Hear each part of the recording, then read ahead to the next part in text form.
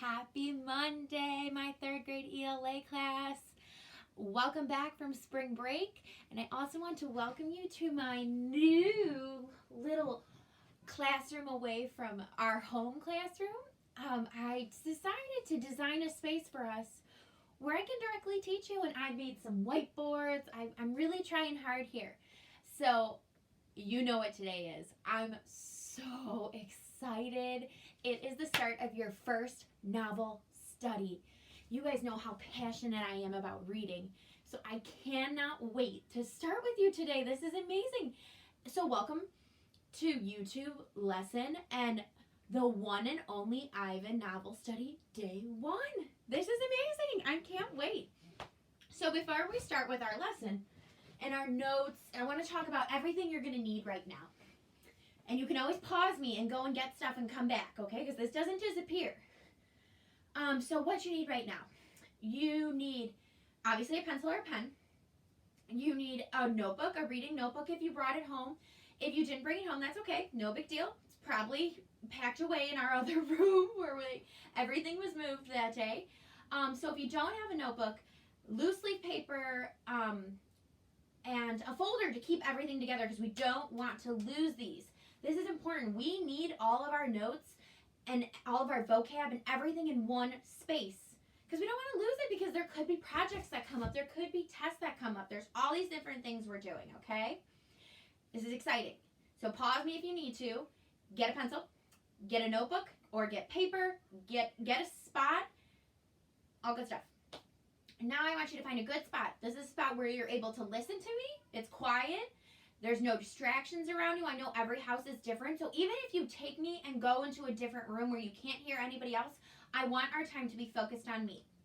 Let's also talk about if you purchased a one and only Ivan book, which is amazing. If you had the time to do that, that's great. Grab that. If you didn't, no big deal. I made copies for you and the links were on my Google site. Amazing. So every chapter will have a link, okay? And then from there, we also, you have the opportunity, you can just listen to me. I do stop though. I will give you some chapters to read on your own, but what's really nice about One and Only Ivan is the chapters are super, super short. So during our time today working, we're going to read chapters 1 through 11 and really hunker down and dig into this book. I'm so, so excited, you guys. Before we even start, for any of you that haven't seen the cover, on the cover we've got 2 animals. We've got a gorilla and a little elephant here. And I don't know if anyone's read this book before, but if you have, that's still great. We're still going to read it. And we're still going to love it. We're still going to learn to love to read. So right away, I think this book is probably about an animal. And you guys love animals. So this is so cool. It's already a connection. And then, well, and I love elephants. And you guys know that. I just love elephants. So that looks great. So I'm already super excited. But for now, before we even start to read, we have to take notes. We have to get our comprehension skill in our brain and ready to work. And it's awesome. And it's super excited. Just like we would in the classroom. We're going to take awesome, organized notes. And I'm going to help you with this, okay? So at the top of your brand new piece of paper, it could be loose leaf, it could be a notebook piece of paper, it could be a regular piece of paper, it doesn't matter. But it needs to be organized, it needs to look nice, it needs to be freshly clean. Bringing in my whiteboard here, my portable whiteboard. I have pictures of these also on my Google website, you guys. So if you can't read them, you can pause me here when I lift it up and give you space, or you can go on the Google website and copy from there. But at the top of your page, I'm looking for you to write the one and only Ivan, all capital letters except for the and, with an underline under it because it's the name of a book, okay? In the corner, I did the date, and the date today is 4/20/20, April 20th, 2020, and I actually also put day 1 because it's day 1 of our study, and that's super, super exciting. I want to document this whole thing. So, and I also put chapters 1 through 11 because those are the chapters we're studying today. So I'm going to hold it up. You can pause me if you need to copy. And I hope you came back. So turn me back on when you're ready. Under here is our comprehension skill for the day. So I know it's kind of hard to see, but bear with me. Our comprehension skill is actually character analysis. We've done this before. And just from it, the word analysis makes me think of analyzing and looking at something and observing it and seeing what it's all about, right? We're just analyzing the characters in our book, which is awesome. And the definition of character analysis is describes the character's traits and what they are like on the inside. So what they're like on the inside, what is about them? What are they like? Not what they look like. I'm not looking for that right now. That's on the outside. I'm looking for the insides. How do they feel? How do they act towards others? What kind of ideas do you get from them? Like, think about my character traits on the inside. Who am I? What am I like? Well, I'd like to think I'm loyal because I'm very loyal to my family and my friends, and I try to take care of everybody, and I'm a good person. I'm someone that you can count on. I hope you can count on me. Another thing about the inside of me, what's really inside of me, is I'm compassionate. I can go ahead and say I'm compassionate. I spend all day long trying to help others and listening and just trying to be a source, a helpful source. So I'll stop tooting my own horn there. So we're going back to this. I'm going to hold it up. You can pause and write down the character analysis definition. Turn me back on when you're ready. Okay, super easy. So today we're probably going to learn about our character, whoever our character Ivan is. I'm sure you'll figure it out real soon. We're probably going to analyze the character Ivan and figure out what's in the inside. What is he like in the inside? Not what he looks like. If I can make a guess, he's probably on the outside going to look like an animal. On the inside, we have to figure out what he feels and what he is as a person, okay? Amazing. So you've got that written down. Now you're going to skip 2 spaces. And here's a reminder that when you start notes, you have to start them all the way at the left-hand side, okay? Next set of notes is chapter 1 through 11, vocabulary. Amazing. So I've only picked a few words for 11 chapters. And they are on my Google site, so you've probably already seen them, but I've got the 4 of them written down, and we're going to write them down in our notes, okay? The first word is majestic. Oh, I just love that word. When I think of majestic, I think about my time when I was studying in Europe, in a different country, and I was walking through, I lived in Ireland, remember, so I was walking through these mountains one day. We were at on one of my friends' family's houses, and they were like, follow this path, and so we followed this long path, and we came to the most majestic beach, you guys. It was grand. It was impressive. It was so beautiful. Everything about it just made it look so, like I said, grand and special and just really, really cool. You could probably think of somewhere you've been that's super majestic. Also, the next word is domain, and that's your territory. This right here, this is Miss Moody's domain. This is my space. Can you believe it? You're actually in a bedroom in my house, but I turned it into my new domain, my new classroom. Our classroom at school is my domain. It's my territory. I'm in charge there. It's my space. Next word is unkempt. What a cool word. Unkempt. Not many people could probably figure out what this word is. Honestly, there's just no clues to it, you know? And unkempt means untidy and messy. Oh my goodness. I hope your rooms are not unkempt right now. If they are, once this is over, you go and you make your bed and you clean up for me. Don't let it be unkempt. It's not going to be messy. But now that I'm saying the word, every time I say unkempt, it makes me think of uncared for. I'm not caring for my room. I'm not tidying up my room. I got to work on that, I promise. Me too. And the last word is ponder. Ooh, love this word too. Ponder is another word for thinking about.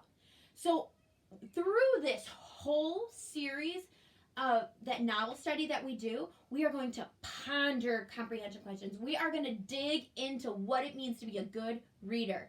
You're thinking about it. So I'm going to hold this. You can pause and write down the words if you'd like. They're also on the Google site, so do what you need to do. If you want to keep going, you can write them down in a little bit.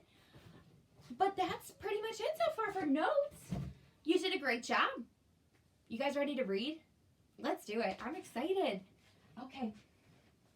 So let's talk about what a good reader looks like. So I am sitting up tall. I've got both feet on the floor, but you'll probably see me cross one knee over the other. That's okay. But the best thing to do right now is keep your upper body nice and tall. Keep your chest open. Keep your head up.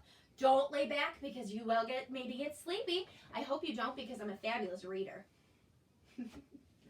So what's going to happen now is we are going to start reading the One and Only Ivan together. One and Only Ivan is if you start to look through it, if anybody bought the book, you will see that it looks a little different. It doesn't have chapter 1, It has names as the chapter titles. And the chapters are really, really short. So I'll show you. This is going to be chapter 1. And it's called Hello. Here's my beautiful, I'm guessing this is my beautiful friend Ivan, as it says, I am Ivan.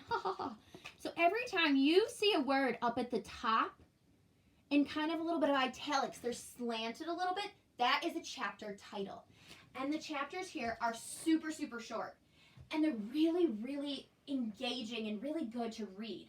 So that's why we're going to read 11 of them. Well, I'm going to read 9 of them, and you're going to finish chapter 10, 11. Oh, wait, no, excuse me. I'm going to read up to 8, and you'll read 9, 10, and 11 on your own. And we'll talk about that towards the end, okay? But for now, welcome to the world of loving to read, everybody. Chapter 1. Hello. I am Ivan. I am a gorilla. It's not as easy as it looks. And I look at this picture of Ivan on the bottom and I can already tell he doesn't look very happy. And to hear him say it's not as easy as it looks already breaks my heart. So let's keep going. Chapter 2. Names. People call me the freeway gorilla, the 8 at exit 8, the one and only Ivan, mighty silverback. If you don't know what a silverback is actually another name for a gorilla. It's a type of gorilla. And when Ivan talks about where he's at, he says the 8 at exit 8. I wonder what that means. And the freeway gorilla, I'm very interested. I hope we learn more. The names are mine, but they're not me. I am Ivan, just Ivan, only Ivan. Humans waste words. They toss them like banana peels and leave them to rot. Everyone knows the peels are the best part. I suppose you think gorillas can't understand you. Of course. You also probably think we can't walk upright. Try knuckle walking for an hour. You tell me, which way is more fun? So Ivan seems to be really, really upset with humans. And can you blame him? And, he's saying that we toss around names at him like he's not a person. But he is. This gorilla is his own person. Chapter 3. Patience. I've learned to understand human words over the years. But understanding human speech is not the same as understanding humans. Humans speak too much. I'm guilty. Guilty as charged, I speak too much. They chatter like chimps, crowding the world with their noise, even when they have nothing to say. It took me some time to recognize all those human sounds, to weave words into things, but I was patient. Patient is a useful way to be when you're an ape. Gorillas are as patient as stones. Humans, not so much. And I'm talking out at you guys and trying to, so if it's bothering you that I'm talking out while I'm reading and you're losing focus, it's just for me to kind of reiterate, which also means to kind of dig a little deeper and go back to things that I think are important to remember later on. So we already know that Ivan has been given a lot of names, but he prefers to just be Ivan, and that he's very patient, and he thinks humans are not patient which he's 100% right. Ivan knows what's up here. Chapter 4. Let me just make sure. I keep losing my pace. Okay, chapter 4. How I look. I used to be a wild gorilla, and I still look the part. I have a gorilla's shy gaze, a gorilla's sly smile. I wear a snowy saddle of fur, the uniform of a silverback. When the sun warms my back, I cast a gorilla's majestic shadows. Remember that grand, beautiful, impressive shadow. In my size, humans see a test of themselves. They hear fighting words on the wind, and when all I'm thinking is how the late day sun reminds me of a ripe nectarine. I'm mightier than any human, 400 pounds of pure power. My body looks made for battle. My arms, outstretched, span taller than the tallest human. My family tree spreads wide as well. I am a great ape, and you are a great ape, and so are chimpanzees, and orangutans, and bonobos, and all of us distant and distrustful cousins. I know this is troubling. I too find it hard to believe there is a connection across time and space, linking me to a race of ill-mannered clowns. Chimps. There's no excuse for them. So Ivan is talking about how there's a variety of different types of, what did he call them? Different types of apes. So there was the gorillas, chimpanzees, bonobos, he says orangutans, and he really obviously doesn't like chimpanzees because they remind him of humans. Next chapter. The Exit 8 Big Top Mall and Video Arcade. I live in a human habitat called the Exit 8 Big Top Mall and Video Arcade. We are conveniently located off I-95, which is a highway, with shows at 2, 4, and 7, 365 days a year. Mac says that when he answers the trilling telephone. Mac works here at the mall. He is the boss. I work here too. I am the gorilla. At the Big Top Mall, a creaky music carousel spins all day, and monkeys and parrots live amid the merchants. In the middle of the mall is a ring with benches where humans can sit on their rumps while they eat. So rumps was another word for their butts. And go ahead and giggle. And while they're sitting there, they eat soft pretzels. The floor is covered with sawdust made of dead trees. My domain is in one end of the ring. I live here because I am too much gorilla and not enough human. Stella's domain is next to mine. Stella is an elephant. She and Bob, who is a dog, are my dearest friends. At present, I do not have any gorilla friends. My domain is made of thick glass and rusty metal and rough cement. Stella's domain is made of metal bars. The sun bear's domain is wood. The parrot's is wire mesh. 3 of my walls are glass.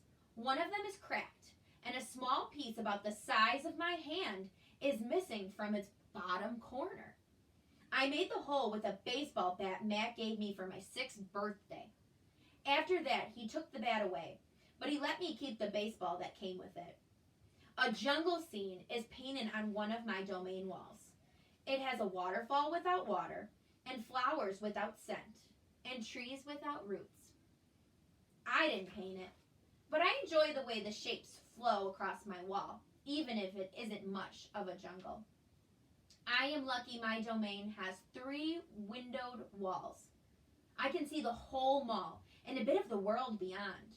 The frantic pinball machines, the pink billows of cotton candy, the vast and treeless parking lot. Beyond the lot is a freeway where cars stampede without end. A giant sign at its edge beckons them to stop and rest like gazelles at a watering hole. The sign is faded. The color's bleeding, but I know what it says. Mac read its words aloud one day. Come to the Exit 8 Big Top Mall and Video Arcade, home of the one and only Ivan, mighty Silverback. Sadly, I cannot read, although I wish I could.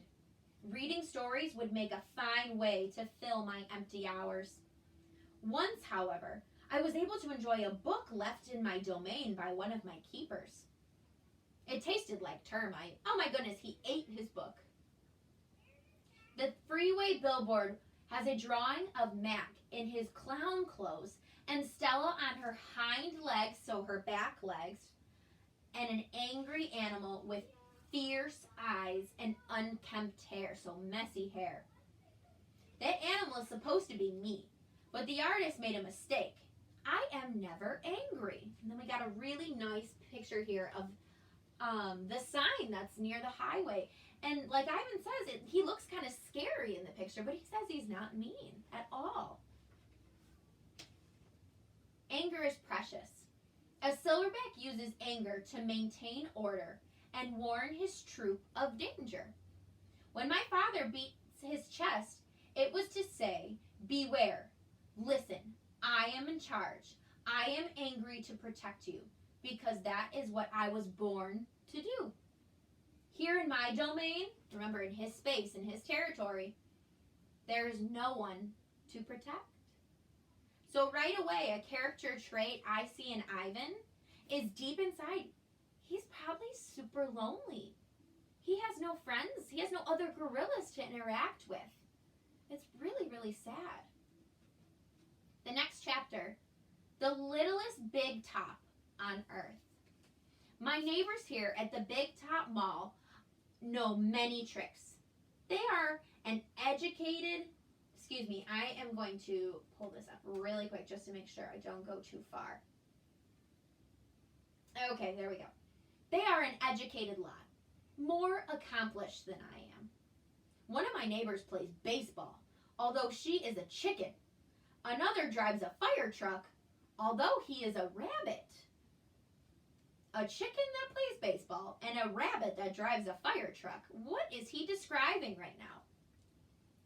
I used to have a neighbor, a sleek and thoughtful seal, who could balance a ball on her nose from dawn till dusk. Her voice was like the throaty bark of a dog chained outside on a cold night.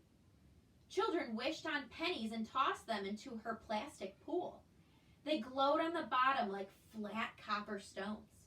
The seal was hungry one day, or bored, perhaps, so she ate 100 pennies.